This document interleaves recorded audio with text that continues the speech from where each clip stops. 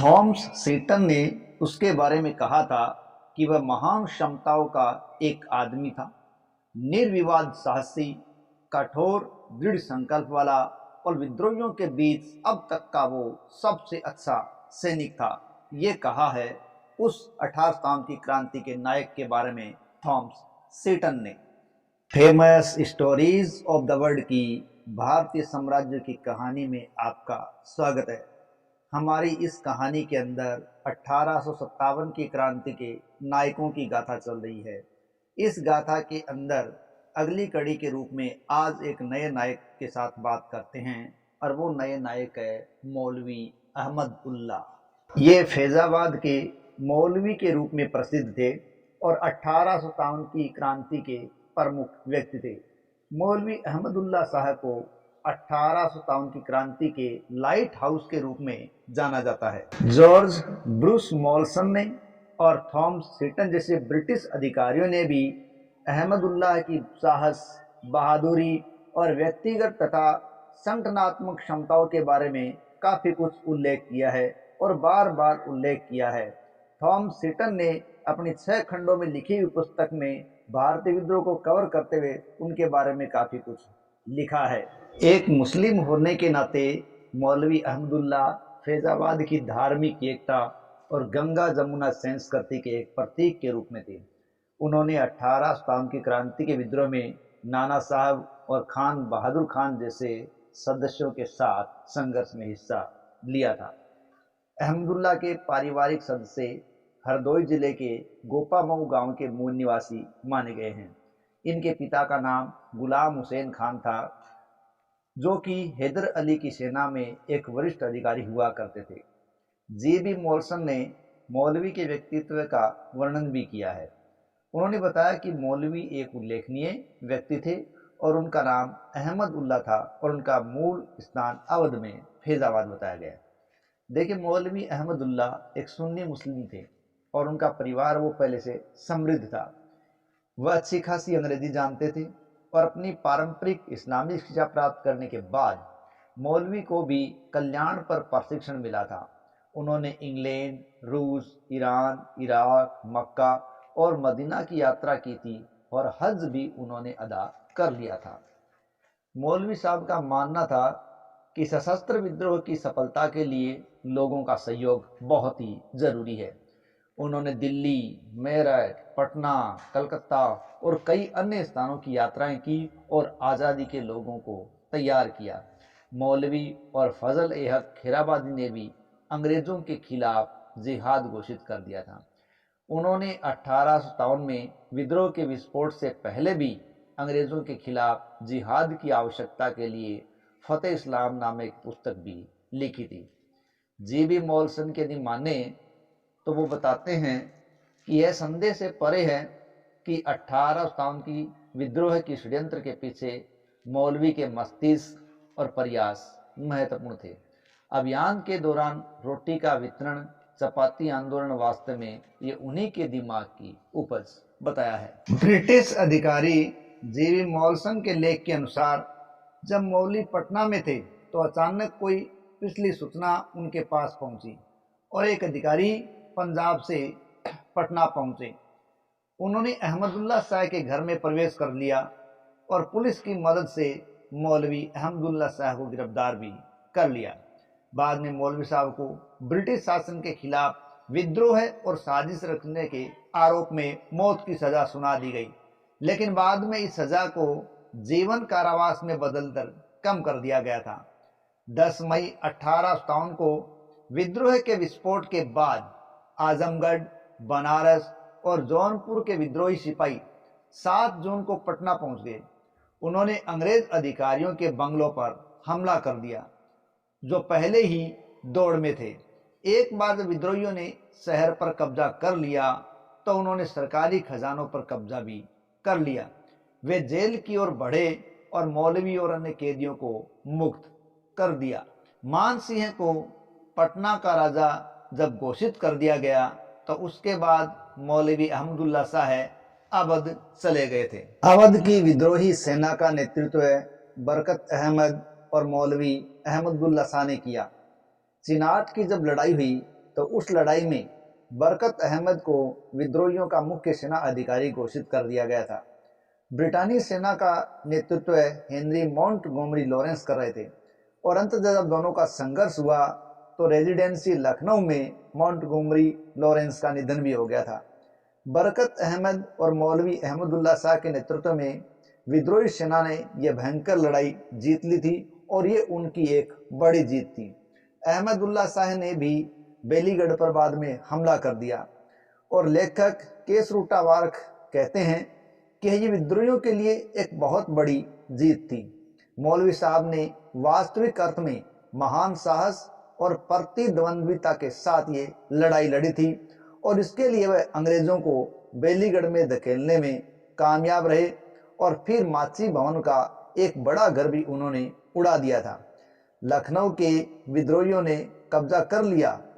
वाजिद अली शाह की मृत्यु के पश्चात उनके 10 वर्षीय बेटे ब्रजिश कादिर और बेगम हजरत महल को वहां का राजा घोषित कर दिया था। मौलवी ने नए प्रशासन का हिस्सा बनने का विरोध किया और वो महल की राजनीति से दूर चले गए थे और बाद में वो गोमती नदी से परे बदशाह बाग में गमांडी सिंह और सूबेदार उमराव सिंह के 1000 सैनिकों के साथ अपना शिविर स्थापित कर लेते हैं। 6 मार्च 1858 को अंग्रेजों ने एक बड़ी ब्रिटिश सेना है एक अधिकारी सर कॉलिन कैंपबेल के नेतृत्व में भेजी और वो लखनऊ की तरफ गई और उस सेना ने लखनऊ पर हमला कर दिया। विद्रोही सेना का नेतृत्व बेगम हजरत महल ने किया था।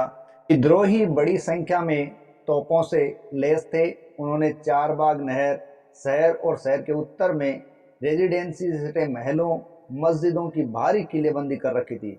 हालांकि विद्रोहियों ने गोमती नदी के उत्तरी तट पर स्थित शहर के उत्तरी प्रवेश द्वारों की कोई किलेबंदी नहीं की थी, जहां पहले कभी लड़ाई ही नहीं हुई थी। कैंपबेल ने पिछले साल रेजिडेंसी की राहत के अपने कदमों को दोहराते हुए ही शुरुआत कर दी और वह शहर के पूर्व और चारबाग नहर की ओर चले गए और एक दीवार वाले पार्क दिलकुशा पार्क पर कब्जा किया। हालांकि इस बार उन्हें विद्रोही तोपखाने की आग का सामना करना पड़ा जब तक कि उनकी अपनी बंदूकें नहीं ला जा सकी थी। 11 मार्च तक आते आते आउटराम ने भी रेजिडेंसी के पास गुमटी के पार 2 पुलों पर कब्जा करने में सफलता प्राप्त कर ली। हालांकि विद्रोहियों की भारी तोपों की गोलाबारी ने उसे पत्थर के पुल को तोड़ने पर मजबूर कर दिया था।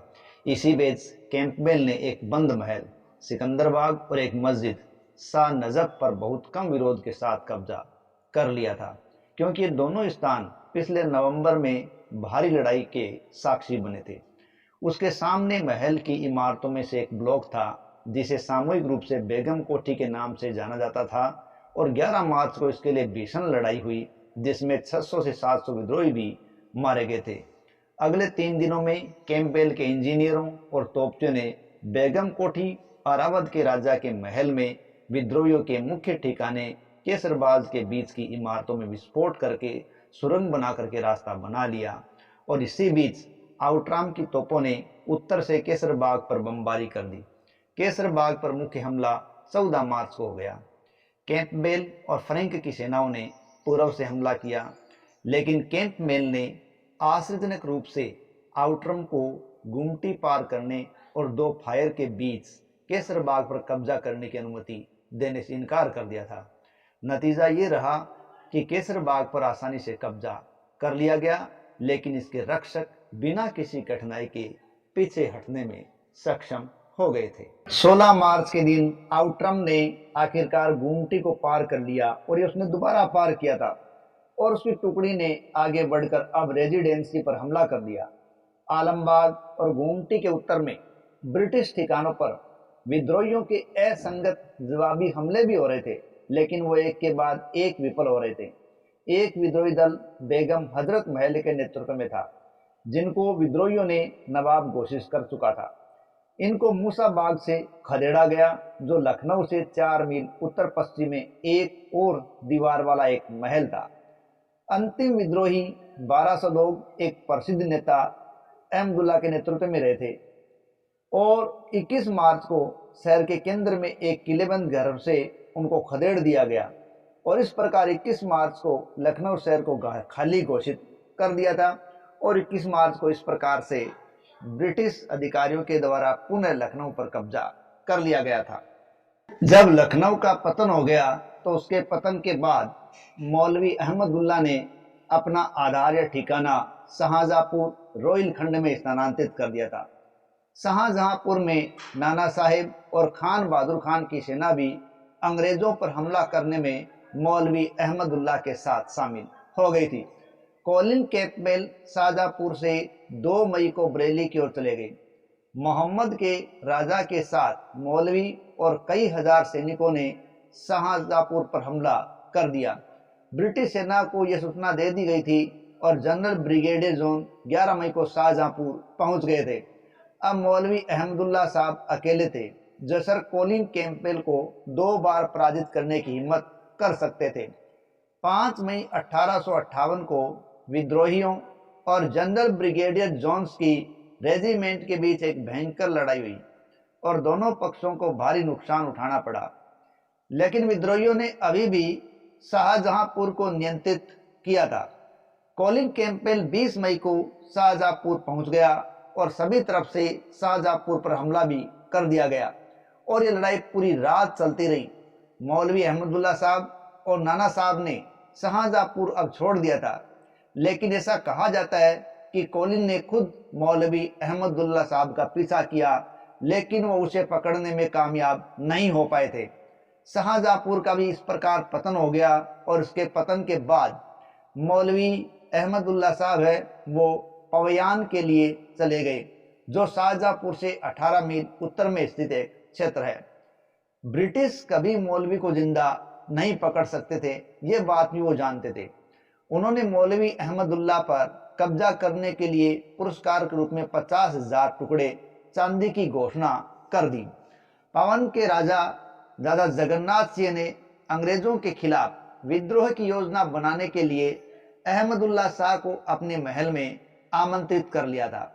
जब मौलवी अहमदुल्ला शाह अपने युद्ध के हाथी पर अपने महल के द्वार पर पहुंचे तो राजा ने एक तोप शॉट को गोली मारकर हमला कर दिया और इस विश्वासघात ने मौलवी साहब को मार डाला।